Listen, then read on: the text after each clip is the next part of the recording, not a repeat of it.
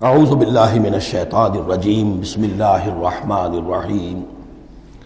یہ 10 آیتیں بڑی جامع ہیں، اور جس طریقے سے کہ سوسائٹی کے جو پسماندہ طبقات تھے ایک ایک کا خیال کر کے جس باریک بینی سے حکمت کے ساتھ احکام دیے جا رہے ہیں۔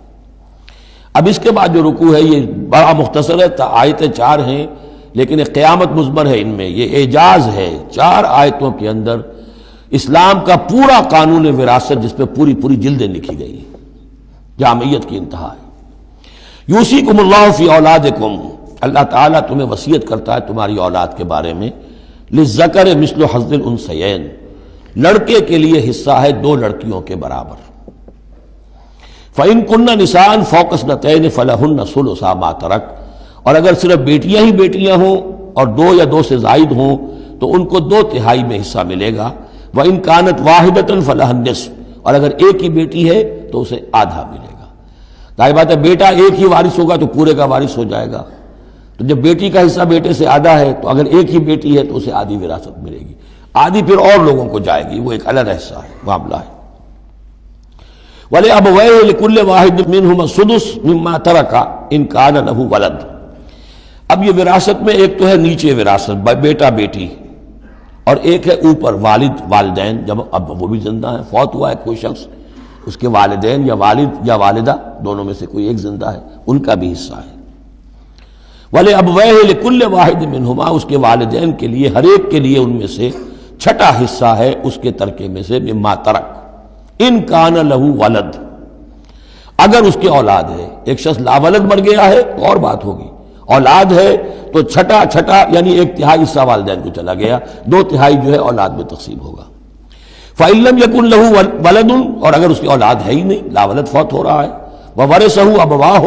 اور اس کے وارث اس کے والدین ہی ہیں، فَلِأُمِّهِ الثُّلُثُ، تو ماں کو 1/3 اور باپ کو 2/3، وہی وہ مرد کا باپ ماں سے عورت سے دگنا ہو جائے گا۔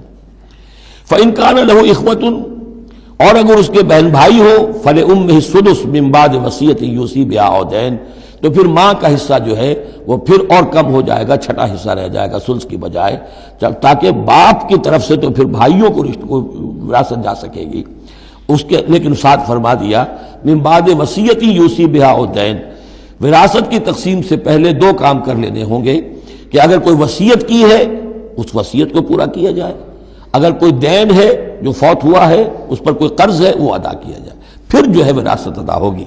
من بعد وصیت یوصی بہا او دین، آباؤکم و ابناؤکم لا تدرون ایہم اقرب لکم نفعا، تمہارے باپ یا تمہارے بیٹے تم نہیں جانتے کہ ان میں سے کون تمہارے لیے زیادہ نافع ہے، زیادہ قریب ہے نفع کے اعتبار سے۔ فریضۃ من اللہ، یہ تم اپنی عقلوں کو چھوڑو، اللہ کی طرف سے یہ فرض ہے، فریضۃ من اللہ، یعنی آدمی سمجھے میرے بوڑھے والدین ہیں، خام خواہ ان کے لیے حصہ کائے کو رکھ دیا ہے، کھا پی چکے، زندگی گزار چکے، وراثت تو ملنی چاہیے اولاد کو، بیٹا بیٹی کو نہیں، اللہ کا حکم مانو۔ آباؤکم و ابناؤکم لا تدرون ایہم اقرب لکم نفعا فریضۃ من اللہ ان اللہ کان علیما حکیما، یقیناً اللہ تعالی علیم اور حکیم ہے، اس کا کوئی حکم علم اور حکمت سے خالی نہیں۔ وَلَكُمْ نِصْفُ مَا تَرَكَ أَزْوَاجُكُمْ إِن لَّمْ يَكُن لَّهُنَّ وَلَدٌ، اور تمہارا حصہ تمہاری بیویوں کے ترکے میں سے آدھا ہے اگر ان کے کوئی اولاد نہ ہو، بیوی فوت ہو رہی ہے اور اس کے کوئی اولاد نہیں ہے تو جو کچھ چھوڑ رہی ہے اس میں سے نصف جو ہے شوہر کا ہو جائے گا، باقی نصف جو ہے وہ بیوی کے بھائیوں وغیرہ کو جائے گا، لیکن شوہر کا نصف ہو گیا۔ فَإِن كَانَ لَهُنَّ وَلَدٌ، اور اگر اس کی اولاد ہے، فَلَكُمُ الرُّبُعُ مِمَّا تَرَكْنَا، پھر تمہارے لیے 1/4 حصہ ہوگا اس میں یہ جو اس نے چھوڑا ہے، باقی 3/4 اس کی اولاد میں تقسیم ہو جائے گا۔ من بعد وصیت یوصین بہا او دین، اور یہ بھی ہوگا وصیت کی ایگزیکیوشن کے بعد، اور اگر کوئی قرض ہے تو اس کی ادائیگی کے بعد۔ وَلَهُنَّ الرُّبُعُ مِمَّا تَرَكْتُمْ، اور جو کچھ تم چھوڑو، مرد شوہر فوت ہو گیا ہے تو اس کی وراثت میں سے بیویوں کا حصہ ہے 1/4، ان لم یکن لکم ولد، اگر تمہارے کو اولاد نہیں ہے۔ فَإِن كَانَ لَكُمْ وَلَدٌ، اور اگر تمہارے اولاد ہے، فَلَهُنَّ الثُّمُنُ مِمَّا تَرَكْتُمْ مِن بَعْدِ وَصِيَّةٍ تُوصُونَ بِهَا أَوْ دَيْنٍ، تو پھر تو ان کے لیے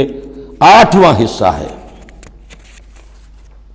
اگر تمہارے لیے اولاد ہے تو تمہاری بیوی کے لیے پھر 8واں حصہ ہے تمہارے ترکے میں سے، من بعد وصیت توصون بہا او دین، اس وصیت کو تکمیل کے بعد جو تم نے کی ہو یا قرض جو تمہارے ذمے ہو ادا کرنے کے بعد۔ وَإِنْ كَانَ رَجُلٌ يُورَثُ کلالہ، اور اگر کوئی شخص جس کی وراثت جو ہے تقسیم ہو رہی ہے کلالہ تھا، او امراتن، یا کوئی عورت بھی کلالہ ہو سکتی ہے۔ یہ کلالہ کون ہوتی ہے؟ جس کے نہ تو والدین ہو نہ اولاد ہو، میت ہے، فوت شدہ مرد ہے یا عورت ہے، تو جو نہ تو ہے اوپر والدین میں سے کوئی اور نہ کوئی اولاد میں سے، وہ اس کو کلالہ کہتے ہیں۔ بہن بھائی ہیں، اب بہن بھائیوں میں جو تقسیم ہوگی وہ ایک تقسیم تو وہی ہے کہ جو حقیقی اور عینی اور اللاتی بہن بھائیوں میں ہوتی ہے، وہ تو ہے اسی طرح جیسے کہ اولاد کی ہے، لیکن یہاں خاص حکم دیا جا رہا ہے۔ عربوں میں اصل میں 3 قسم کے بہن بھائی ہوتے تھے۔ ایک عینی وہ ہے، باپ بھی وہی ہے مشترک، ماں بھی وہی ہے، جنہیں ہم حقیقی کہتے ہیں، ہمارے ہاں حقیقی بھائی، حقیقی بہن، یعنی والدین دونوں مشترک ہیں۔ اللاتی کہ باپ ایک ہے اور مائیں جدا ہیں، لیکن عرب میں ان میں کوئی فرق نہیں تھا، وہ بھی حقیقی کہلاتے تھے۔ حکم جو ہے معاشرے کے اندر ان کے عینی اور اللاتی بہن بھائیوں کا ایک ہی تھا، کوئی فرق نہیں تھا۔ ان کے ہاں سوتیلا وہ کہلاتا تھا کہ ماں ایک ہو باپ اور ہوں۔ ایک شخص کی اولاد تھی، وہ فوت ہو گیا، اب اس کی بیوی نے دوسری شادی کر لی ہے، اب اس سے بھی اولاد ہے، تو ماں تو ایک ہے، اولاد دو ہیں، 2 باپ سے ہیں، وہ کہلاتے ہیں کہ جو اخیافی ہیں۔ ان کا حکم دے رہا ہے کہ اگر کوئی شخص مرا ہے وہ کلالہ ہے، چاہے وہ مرد ہے یا عورت ہے، وَلَهُ أَخٌ أَوْ أُخْتٌ، اس کی ایک بہن ہے یا ایک بھائی ہے، فَلِكُلِّ وَاحِدٍ مِّنْهُمَا السُّدُسُ، تو ان میں سے ہر ایک کے لیے چھٹا حصہ ہے۔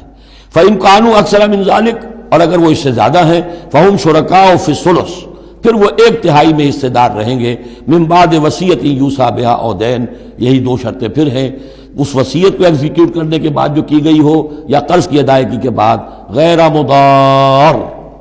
اور یہ سارا کام ایسے ہونا چاہیے کہ کسی کو ضرر پہنچانے کی نیت نہ ہو۔ وصیۃ من اللہ، یہ اللہ کی طرف سے تاکید ہے۔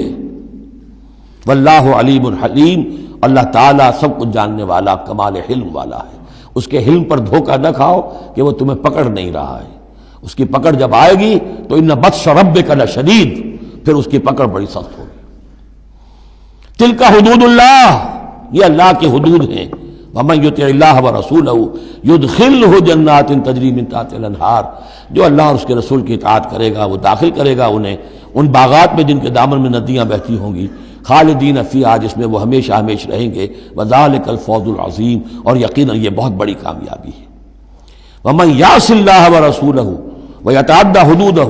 اور جو کوئی نافرمانی کرے اللہ اور اس کے رسول کی اور تجاوز کرے اس کی حدود سے، یدخلہ نارا خالدا فیہا،